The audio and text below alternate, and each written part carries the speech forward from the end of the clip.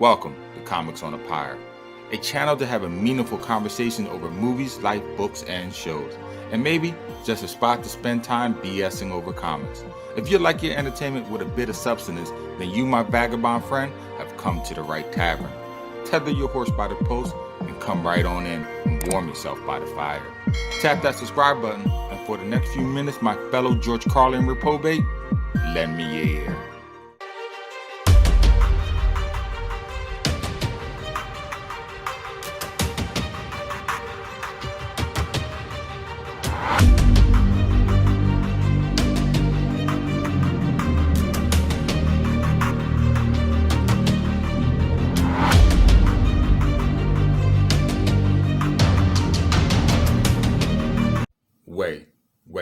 Way before comics as we know them today were published, there was a medium that fascinated young boys as well as young men for that matter.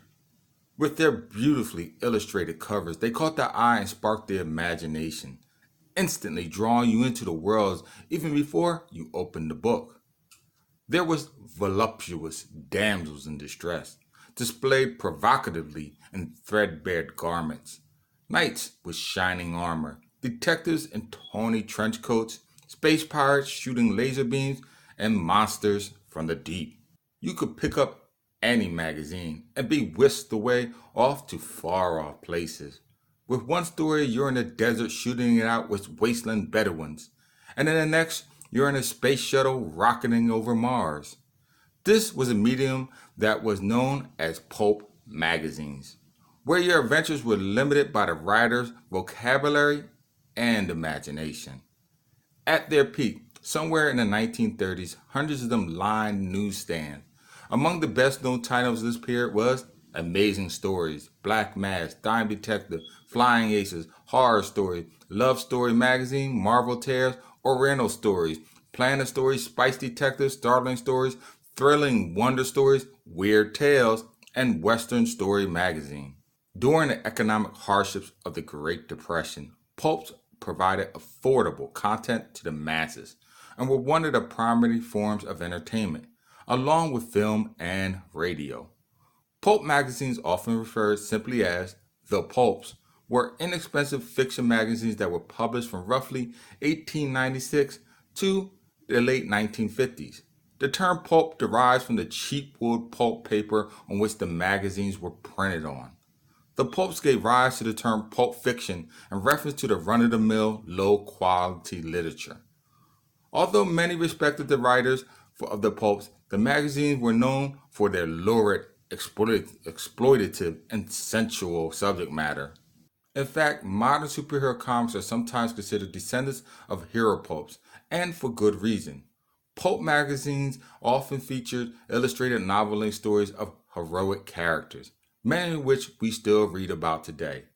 And that is why I decided to make this video, to pay homage to what came before, what inspired the medium that I so love.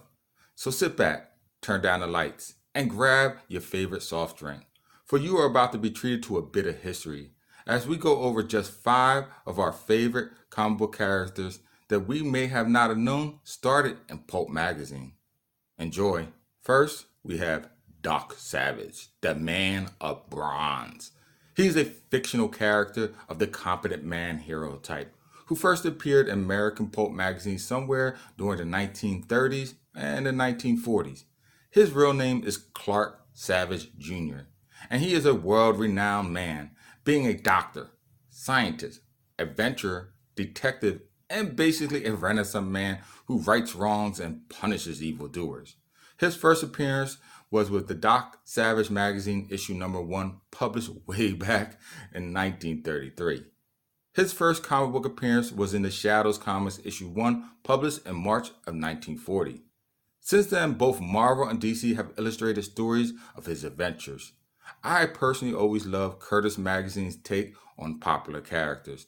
The edgy panels with black and white art just simply can't be beat. And next, coming in at number 2, we have Zorro, Spanish for Fox, who's a fictional character created in 1990 by American pulp writer Johnston McCulley. The adventures are set in Pablo, Los Angeles, Alta California. Zorro is typically portrayed as a dashing marked vigilante who defends the commoners and indigenous people of California against the corrupt and tyrannical officials as well as other villains. His signature all black costume includes a cape, a hat known as the sombrero cordobes, and a mask covering the upper half of his face.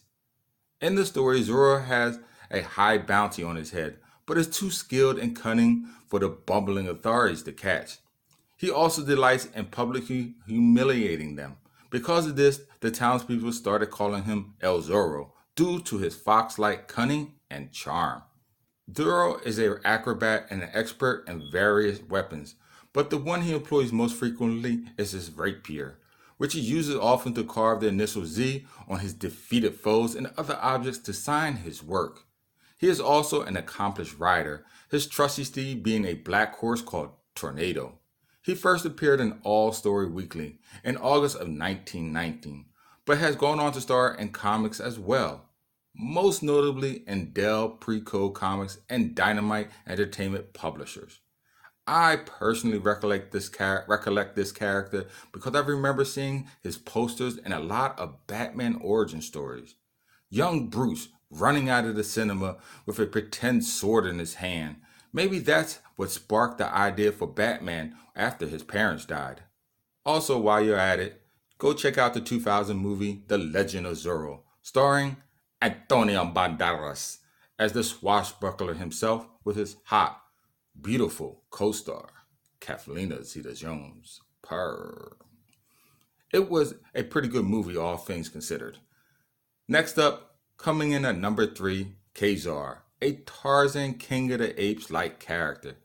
In Pulp, though, his name was David Rand. He was created by writer Bob Bird and first appeared in Pulp magazine Kazaar, issue number 1, published in October of 1936. The story was continued in 2 further issues published in January and June of 1937, and then the character was set aside. So, not that much has been developed in his backstory. But as the tale goes, John Rand's plane crashes in the Congo jungle with his wife Constance and his very young son, David, on board. After some time lost in the jungle, Constance dies of a jungle malady. Dar, the lion who witnesses everything from a distance, keeps an eye on the father and son. 2 weeks later, when David becomes sick, John decides to march out of the jungle, but a storm causes a large tree to fall on him. He recovers physically from his wounds, but mentally lives in a delusional world, believing that the jungle is his home. All while little David continues to grow and meet the jungle animals, befriending them. Eventually, John dies and David is saved from an attack by Zar, the vigilante lion. From that day forward, David abandons his birth name and becomes Kaz-ar, brother to Zar. Marvel Comics adapted this story but changed a few things. The most significant being, instead of the setting taking place in the Congo, it is now in the Pharaoh savage land, and Zar changes into a saber-toothed lion known as Zabu. The pair first appeared in X-Men issue number 10, way back in March of 1965. And now for Pulp character number 4, Buck Rogers, a character created by Philip Francis Nolan in the novella Armageddon 2419 AD. That first appeared in the August 1928 issue of the Pulp magazine, Amazing Stories. As the story goes, born in 1898, Rogers is a veteran of World War I, and by the 1927 is working for the American Radioactive Gas Corporation to investigate reports of unusual phenomena taking place in an abandoned coal mine near Wyoming Valley in Pennsylvania. On December 15, there was a cave-in while he was in one of the lower levels of the mine. Exposed to radioactive gas, Rogers falls into a state of suspended animation, free from the ravages of a catabolic process and without any apparent effect on his physical or mental faculties. Rogers remains in suspended animation for, get this, 492 years. When he awakens, it is the year 2419, and much has changed in the world. The story has been adopted into comics by both Hermes Press and Dynamite Entertainment Publishing. And now, for the fifth on this list, John Carter of Mars. Now, this character you should be aware of since he had a 2012 movie release. But I think it bombed at the box office, as it was not well received by audiences. His original appearance was in All Story magazine, written in July of 1912. John Carter was the lead character in the first novel written by Edgar Rice Burroughs, who you may better know for his other creation, Tarzan of the Apes. In the opening pages of A Prince of Mars, it is revealed that Carter had no recollection or remembering of his childhood, having always been a man of about 30 years old. Many generations have known him as simply Uncle Jack, but he always lived to see them grow old and die, while he still remained young. His character and courtesy exemplify the ideas of the antebellum South, a Virginian who served as a captain in the American Civil War on the side of the Confederacy. After the war, Carter and his first companion Powell, who also as captain of the Civil War, became gold prospectors. Carter and Powell struck it rich by finding gold in Arizona. While hiding from the Apaches in a cave, he appears to die. While leaving his inanimate body behind, he is mysteriously transported in the form of an astral projection to the planet Mars, where he finds himself re-embodied in the form of an identical body that he once owned on Earth. Accustomed to the greater gravity of Earth, he finds himself to be much stronger and more agile than the natives of Mars. This story has been adapted into comics by Marvel, as well as a number of other publishers. So there you go, 5 pulp characters that have gone on to become comics. If you like this video, then by all means check out my other ones located at my comic book inspired YouTube channel, Comics on the Power.